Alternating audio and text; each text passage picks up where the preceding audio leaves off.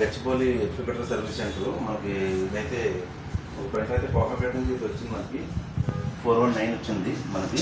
అయితే ఇంకులు అయితే మనకి ఒరిజినల్ ఇంకులు వేయలేదు, డూప్లికేట్ ఇంకులు అయితే వేసారు సారు. అయితే మొత్తం ఈ ట్యాంక్ అంతా క్లీన్ చేసి మొత్తం పెట్టామన్నమాట. ఇప్పుడు చూడండి ట్యాంక్ మొత్తం క్లీన్ చేసాము. ఓకే, క్లీన్ చేసిన తర్వాత ఇప్పుడు ఏంటంటే మనకి ఒరిజినల్ ఇంకులు అయితే పోస్తున్నాము. ఇప్పుడు ఇక్కడ చూడండి ఒరిజినల్ ఇంకులు మా ఇంజనీర్ అయితే పోస్తున్నారు. తీసేయచ్చు ఇట్లా ఒరిజినల్ ఇంకులు అయితే పోసుకోవాలి మనం ఇప్పుడు కూడా. కవర్ తీసి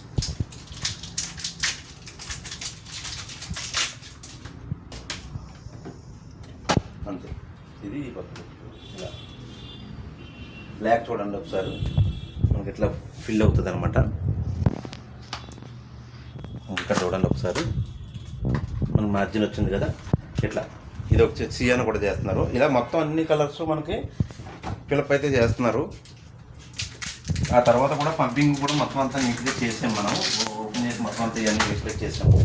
ఒకసారి ఇది కూడా మొత్తం ఇవన్నీ ఇంకులు వేసిన తర్వాత కూడా ఇవన్నీ క్లీన్ చేయాలి. ఇప్పుడు క్లీన్ చేసి చేద్దాము.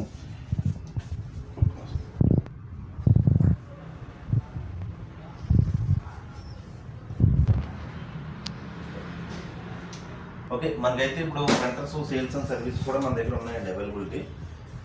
ఇది గచ్చిబౌలిలో ఉంది సర్వీస్ సెంటర్. ఎక్కడన్నా ఇంక్ జెట్లు, లేజర్ జెట్లు, ట్యాంకులు అన్నీ కూడా ఉన్నాయి మన దగ్గర అవైలబిలిటీ ఉన్నాయి.